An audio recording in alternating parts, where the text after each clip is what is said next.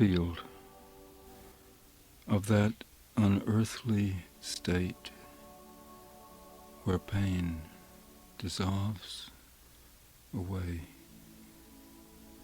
dropped from the shuddering blinds, he blundered from the roadbed, staggering toward the smell of corn, before the husks whispering. In the sudden gust below the trestle, the withered, nervous man collided with the fence, and the shock bobbed his head in an arc over the wire, and he lost his spectacles, and his body rebounded, and he reached out slowly. His hand closed fast and opened, and he bowed over the field. His locomotive crept up the hillside, then dry stalks whispered thinly. He stood upright and bowed, held by the trembling wire he could not see. He let it go and stood in the colorless twilight. His knees gave way. He lowered his body and knelt. One iron furrow sanded his fingertips. He felt into the crevices. The light darkened. He withdrew his hands and sent them forward, searching, furtive. The ground felt unearthly, like metal. Snow filled the cracks. His sleeve caught on a barb. The wire lashed him. He tore himself free, hand over hand, clawing from wire to wire. He struggled to stand. He saw nothing. Gray air, odorless, crossed the field, filled his nostrils. A sharp point struck and stabbed. He flexed his fingers, closed them. The wire quivered. He clutched it with all his strength, and the fence post shook. He brought his hand to his mouth. He placed it on the wire. He heard the distant sound of friction. He ran his palm on the wire.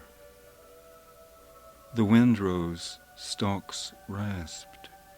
A parched tip tickled his eyelids, teasing them like a feather. A shadow flapped on his forehead. The light again darkened. He wondered if it were the night he saw, approaching. The wind calmed and he was moving, guiding on the wire. The gray air rose depthless between his feet, before his face. He lifted one arm for balance and found a post. Then he lifted the other hand, perilously. Stumbling, he lost balance. His fingers slid to a barb. The taut wire shook him and swayed low. He held himself close to the earth, soothing the wire, outstretched, motionless. He lunged for the post and fell, was lashed and trembled, hoisted himself, and swayed in the calm. He extended his arms and crept on the tips of his toes. His fingers fled from the barbs and, quailing, caressed them. He could not cease moving, for the wire would not cease moving. He remembered the coldness of earth and the crevices of earth. The wire throbbed over the earth steadily. Rushing noise came from his body. Mucus foamed to his lips. He could not spit it from his teeth. His mouth would not open. His tongue stuck to his lips. He lifted his palm to his mouth and sucked his wrists. He tore his mouth open, cried out, retched and spat. Tall, he lowered his head and lifted his other hand until his arms stretched wide above the field.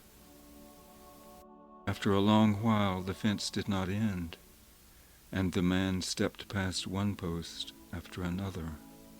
When he stumbled, he no longer fell. The barbs became less jagged. The wire shook him, and they fought each other. The intervals between the posts lengthened, and he heard his train passing over hills. The sound became a humming noise within him, from which he always receded. In the air there was a rustling of dry husks, and a sudden cry snatched close from mountain walls, the wail of a child or an animal. The train climbed and passed away from him, and he heard himself hear nothing. Dust and mortal, cursed my father. He heard nothing, and distances drew close about the wire. Dark vistas, once before him, gathered behind him in the space of the field, far from him, within him. Why he came he did not remember, or what he had lost, or where he had begun, or to hope for its end, or to pause, or to fear. But the wire had become familiar. It supported him and led him, and its pain gave him forgetfulness. His other hand, wrenched free, stabbed for a post, and he sank through an emptiness.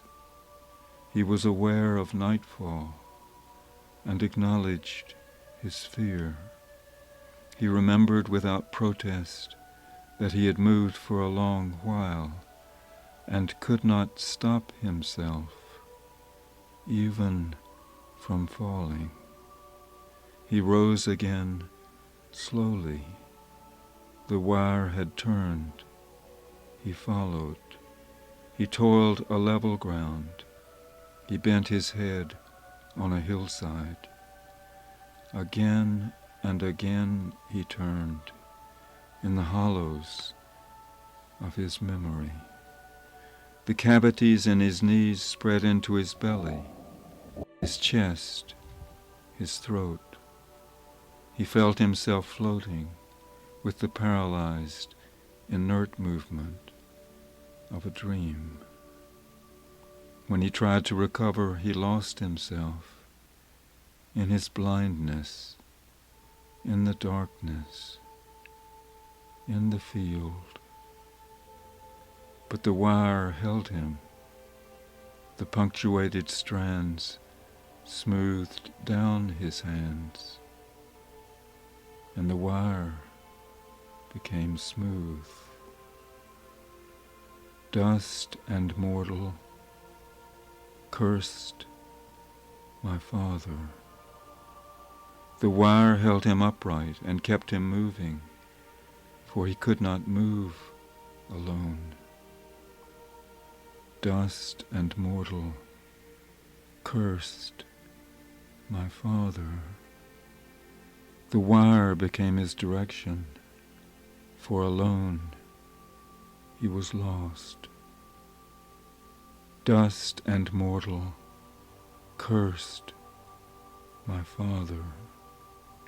He and the wire were one thing, for together they consumed him. Wrapped in a flowing fever, he forgot his hunger and coldness. the wind and the sounds of the night, the darkness around him, and the fear of falling. He remembered the wire, and possessing no other memory, he felt that he had known it forever.